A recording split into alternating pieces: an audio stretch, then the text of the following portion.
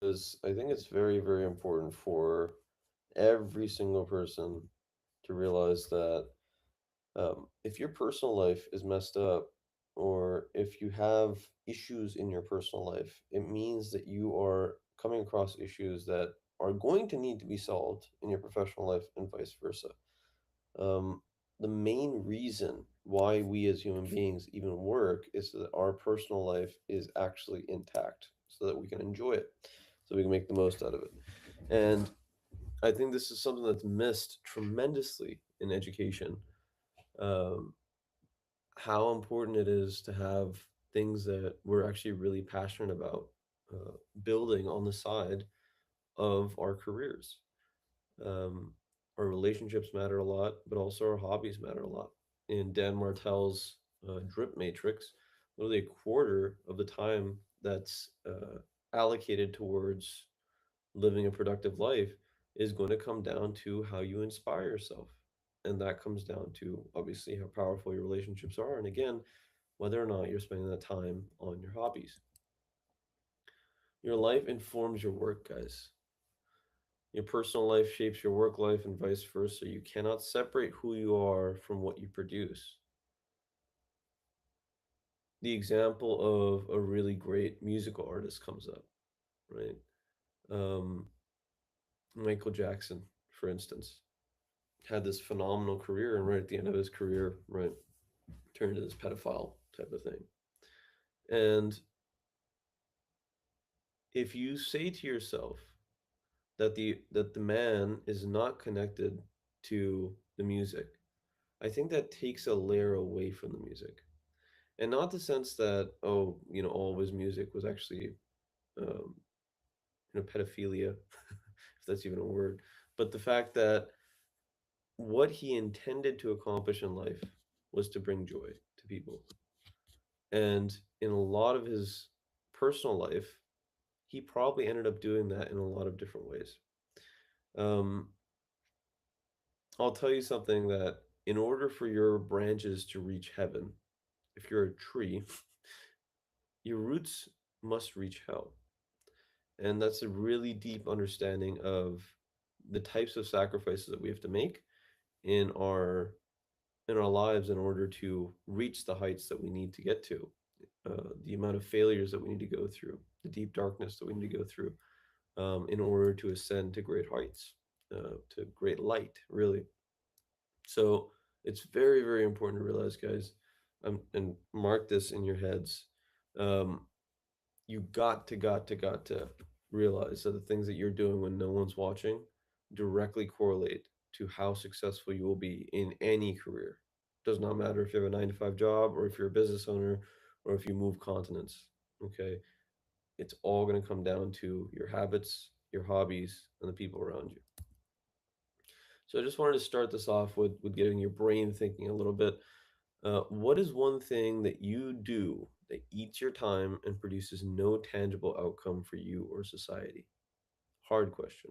Read that one again. No tangible benefit, outcome for you or society, but still eats your time. And this is going to take a second to do.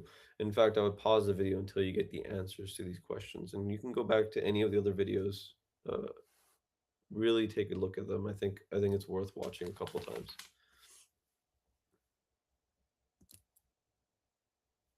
The issue is time, right? The issue is saying that I only have 24 hours in a day and I have, you know, school to do, or I have my job to do, or I have my personal life, and then I have my friends, and I have to eat, and I have to work out, and I have to do all my chores, right? I get it. But the reality is, each of us is given the same 24 hours. And the reality is, the only way that people get to the heights that you actually hear about them, the only way that people get to the heights where their presence is felt before they utter a word is usually because they have prioritized their time. But they have the same time, but they prioritized it. I have no time. When people say to me that I have no time, and very few very successful people to say to me that I have no time. Maybe I have little time, but it's never no time. uh, usually means I waste time. Okay. Escapes and distractions steal your future, guys. And I've had my vices. Like I'm telling you, I still have vices, and I'm not perfect. But I am here to remind people that, you know, the things that eat your time and produce no outcomes for your society, those are your escapes. Those are your distractions. Okay. If nothing tangible comes from it, it's costing you. And you might be like, well, nothing tangible comes from a relationship. I disagree. Did you know that on average, men make way more money when they're married and they're happily married? It's it's a tremendous importance to have things that are not tangible in order to create things that are tangible. Imagine, for instance, having an idea and then actually executing on it and making it a reality, right? That's the essence of a company. That's the essence of offering a service to society. Okay, but it's got to be tangible at some point. It's got to be tangible at some point. And I'll give you a little out here too, if you're thinking about this stuff. I mean, I spent a lot of years thinking. I spent a lot of years thinking. And when I was producing things, I was making tangible artwork. I was getting at drumming. I was making student organizations. There was a lot of tangible there, but a lot of it was also just building up potential energy. And if you're in that stage of your life, I get it. I would just encourage you to really move more towards producing tangible things. Tangible, for those of you that don't know, means like something you can feel, something you can touch, something that's like in front of you that you can hold. Okay, and that could be an initiative, it could be an organization, it could be an asset, whatever it is. But you got to spend the time to build that stuff. A couple rules: you cannot take more money without becoming a different person. You can't take or make more money without becoming a different person. All right. If you do not control yourself, you will not be given or earn control of anything else. Control thyself, my friend. Understand thyself. Have the responsibility and discipline in your personal life. Try to go to sleep at the time that your alarm rings. I say that. Dan Martell, again, another person I stole from. Okay. He has a bedtime alarm. Control yourself. Then you earn the responsibility. Then you earn the accolades.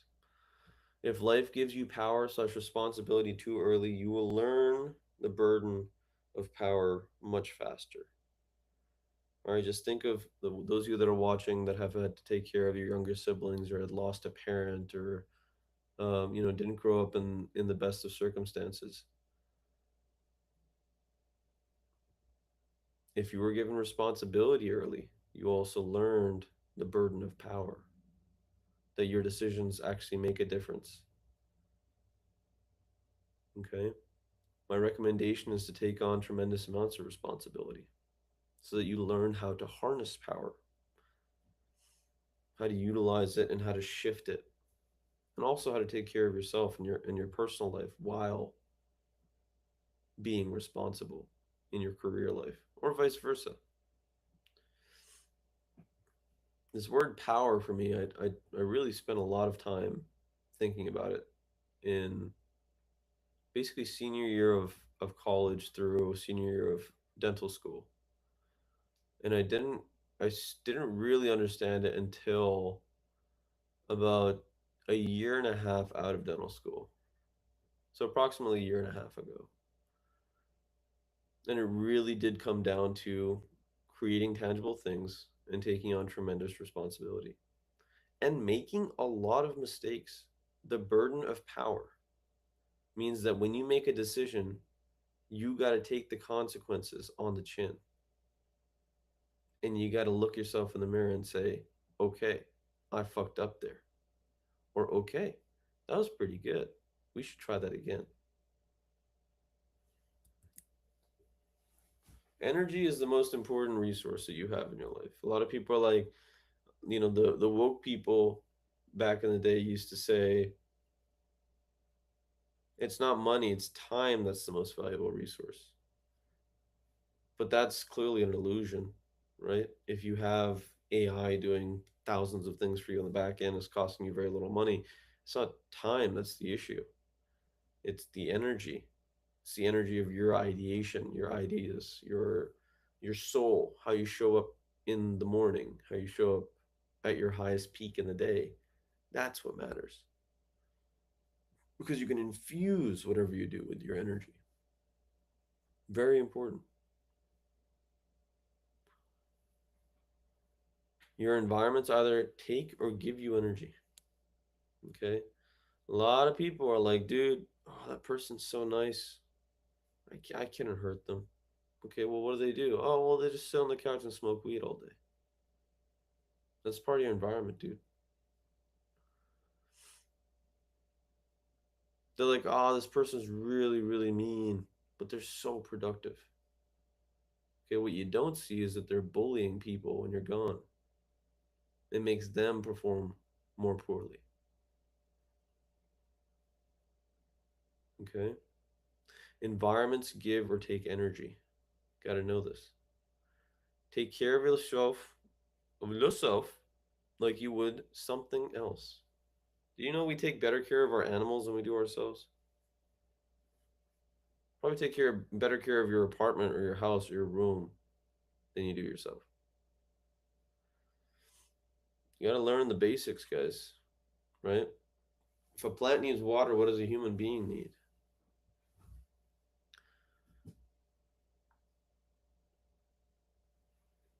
Treat yourself like you would treat someone else. Another really, really powerful tool is to act as if someone is always watching. Act as if someone is always watching. It's a cool concept to think about.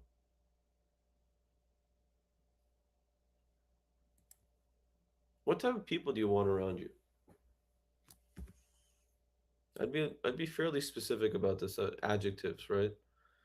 Kind, loyal, productive, whimsical, curious. Right? What type of people do you want around you? After the adjectives, I'd go into how they spend their time. Ideally, what would the coolest people around you be doing in their free time that make them valuable for you?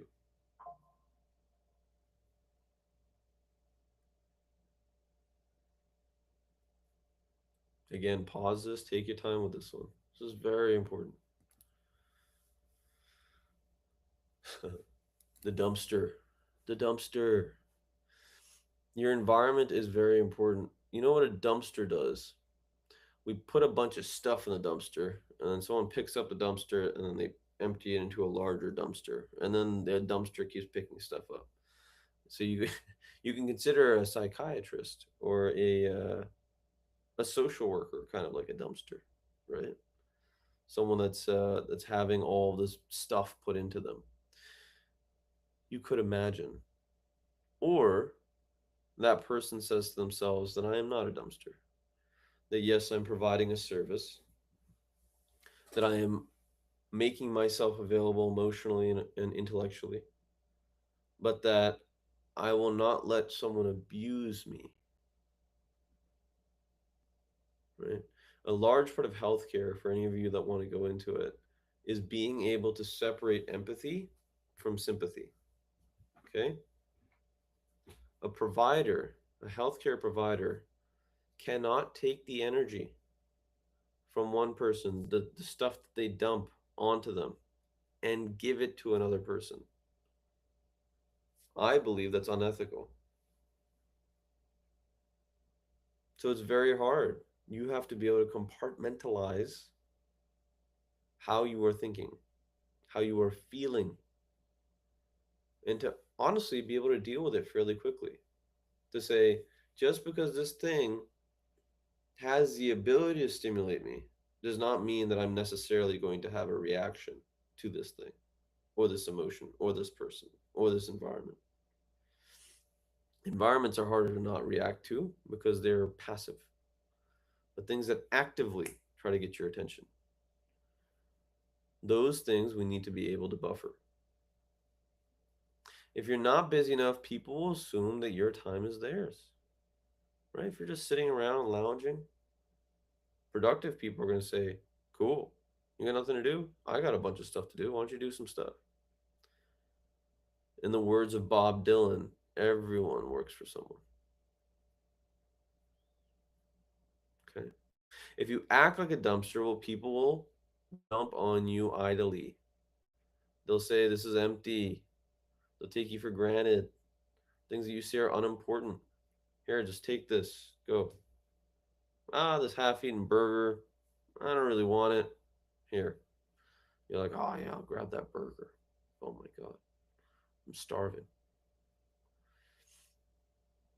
The idle mind slash body becomes a target for other people's chaos and negative energy. Okay, I'm telling you right now, like I used to be, to some degree, an idle person, taken for granted. I used to be empty, right? Spent a lot of my time thinking about stuff, but again, not doing it. And so I had a lot of time for other people to assume that they could use my time. Even nowadays, I'll tell you, even nowadays, like I've accomplished some crazy shit. Even nowadays, if I'm sitting around doing work, people still come into my life and ask for my time. And by virtue of growing, I've said, no, I'm busy. Or if I'm sitting around just relaxing for a bit, people also try to take my time, and I say, no, this is my relaxation time. You don't just get to dump on me. You don't just get to use my time. What I've realized is over time, we become more and more selfish. And hopefully not in a bad way. I don't mean selfish like callous and mean and, well, unnecessarily mean. I mean caring about this and who we are and the space that we take up. That requires a degree of selfishness. But if a dumpster was selfish, it wouldn't be all that useful. Right? I'd be like, nah, I'm full. I'm good. So what role do you want to play? What do you want your days to look like? Notice I said plural. Days. Okay? Every day is a lifetime. What do you want your days to look like? And I'll give you a little tip here. The more productive you get, the smaller chunks of time that you consider are important. You will consider smaller chunks of time important the more successful you get. Do the math. Spend some time on this. Do the math. Subtract your sleep from the total hours you have in a day. Then you have a very realistic understanding of how many hours you're actually awake. What do you want that? What do you want those hours to look like? Monday through Friday, Saturday, Sunday, Monday through Sunday. Just get too busy, guys. I think most of the people watching this are going to be under the age of 30. Okay? Get too busy. Because if you don't know what it feels like to work 60-ish hours a week for a couple weeks straight, I don't know if you're doing all that much, really. Probably not contributing that tremendously to society. Not even tremendously. You're on a baseline level. You're really not contributing all that much. You're a cog in the machine. I suppose we all are to some degree. But the machine can be a beautiful thing. Get busy with real life maintenance and creation. Okay, don't get busy with drugs and vices. Okay, get busy with real life maintenance and creation. Clean, move, read, make, build, work, create content. Whatever you can do, get busy doing it. Okay, Atomic Habits by James Clear will help you structure in your mind what is required to get busy in the right way. Okay, if you don't move, if you're not athletic, but you know you need to work out, Get the lowest hanging fruit and start doing it consistently. Okay? If there's something that you're making all the time, how can you use that thing to build something larger? Build something. Don't just create things in isolation. Build something. Put it all together. Busyness gives you leverage to say no to emotional nonsense and things you do not want to do. Don't be reasonable, right? Someone's like, dude, come and hang out, have a beer, let's smoke some weed, let's hang out on the weekend. We'll go to this restaurant and just chill out and watch the sports. Watch the sports. All right. Yeah, if you're not busy, yeah, go ahead, right? But if you're busy all week and you need that time to just decompress, listen to some music, do your workout, meditate, whatever it is that sets you right. Don't be reasonable. Be like, come on, dude, you haven't hung out in like 2 months. Yeah, I'm busy. What, are we not friends anymore? I'm just spending time on me, man. Okay. Okay. Be unreasonable.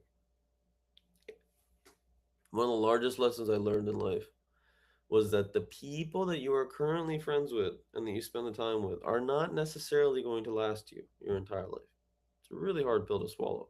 You'll know the people that are going to last.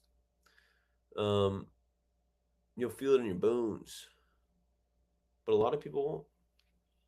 Okay, get busy, guys. It'll help you figure out who's not going to last pretty quick.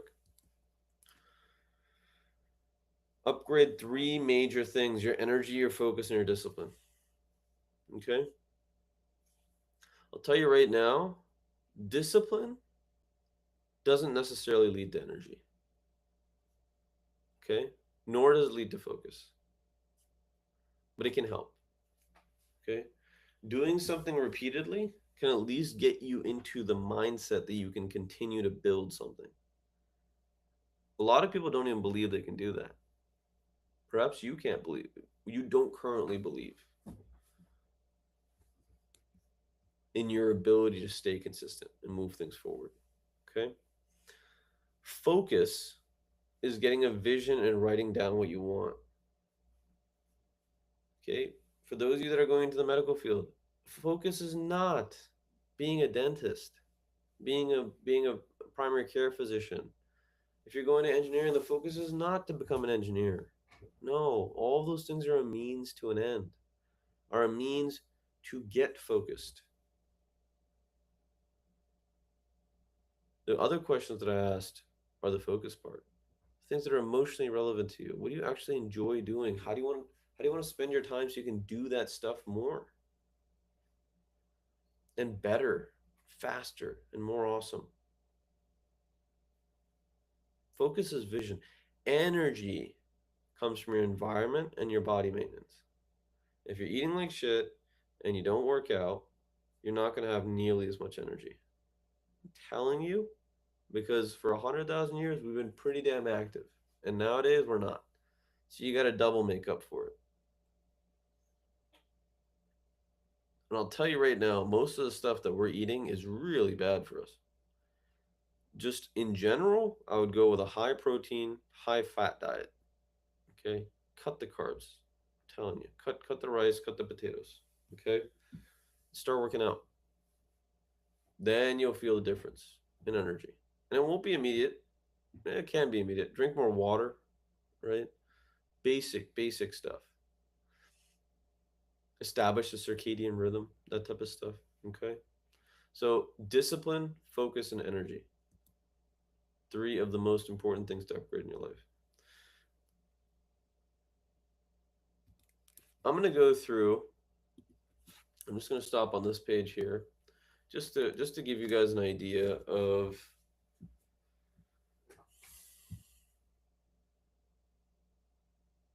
I spend a lot of my time, and by the time you're watching this, I'm not entirely sure what I'll be doing, but I spend a lot of my time currently working towards something and building something that's really hopefully powerful for other people, for society. I want it to be useful. I want humans to think more about how their personal life and how their work life impacts everything else.